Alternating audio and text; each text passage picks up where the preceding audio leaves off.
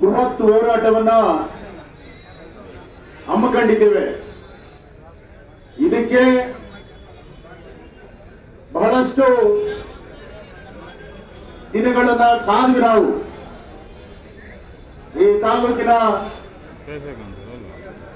ಶಾಸಕರು 3 ವರ್ಷ ಆಗೋಯ್ತು ಮತ್ತು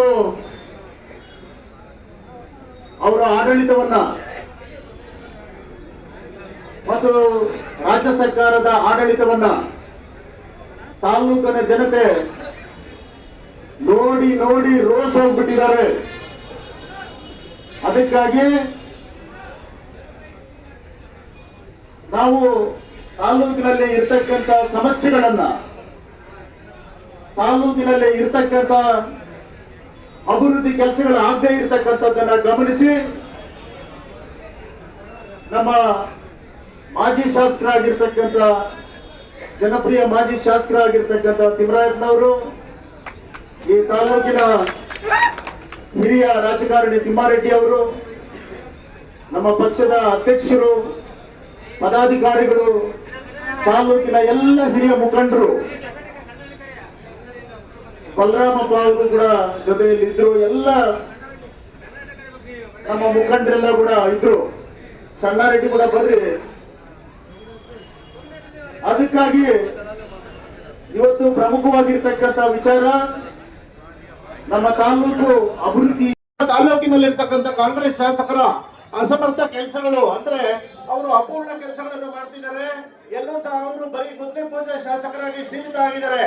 ಹಾಗೆ ನಮ್ಮ ತಾಲೂಕಿಗೆ 2 ಶಾಸಕರಿದ್ದಾರೆ. ಒಬ್ಬರು ವೆಂಕಟಪ್ಪರು, ಶ್ರೀಮಾನ್ ವೆಂಕಟಪ್ಪರು ಮಾಜಿ ಸಚಿವರು, ಹಾಗೂ ವೆಂಕಟೇಶ್ ಅವರು 2 ಶಾಸಕರಿದ್ದಾರೆ.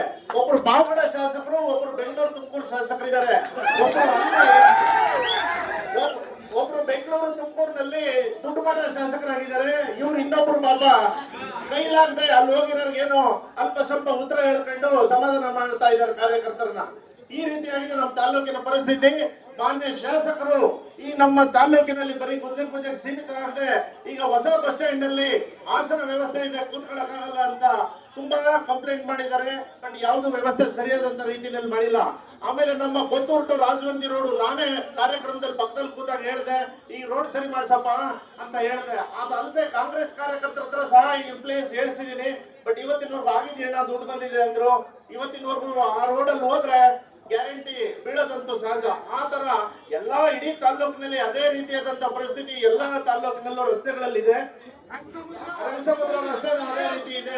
ತುಂಬಾ ರಸ್ತೆಗಳು ಹೇಳ್ತಾ ಹೋದ್ರೆ 100 ರಸ್ತೆಗಳು ಅದೇ ಪರಿಸ್ಥಿತಿನಲ್ಲಿ ಕೆಟ್ಟದಾಗಿದೆ. ಈ ನಮ್ಮ ಶಾಸಕರು ಹೇಳ್ತಿದ್ದಾರೆ 100 ಕೋಟಿ ತಂದೆ, 150 ಕೋಟಿ ತಂದೆ ಅಂತ ಹೇಳ್ತಿದ್ದಾರೆ.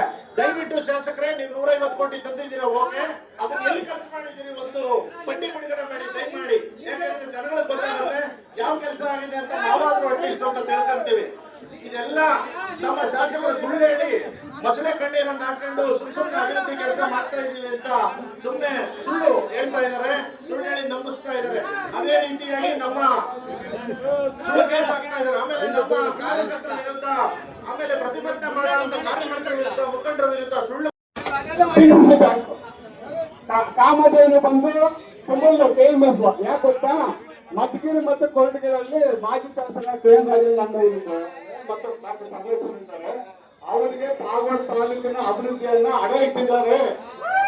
ಯಾಕೆ ಗೊತ್ತಾ, ಅಲ್ಲಿ ಸಾವಿರಾರು ಕೋಟಿ ಅನುದಾನ ಮಧುಗಿರಿಗೆ ಕೊರಟಗೆರೆ ಕೊಟ್ಟಿದ್ದಾರೆ.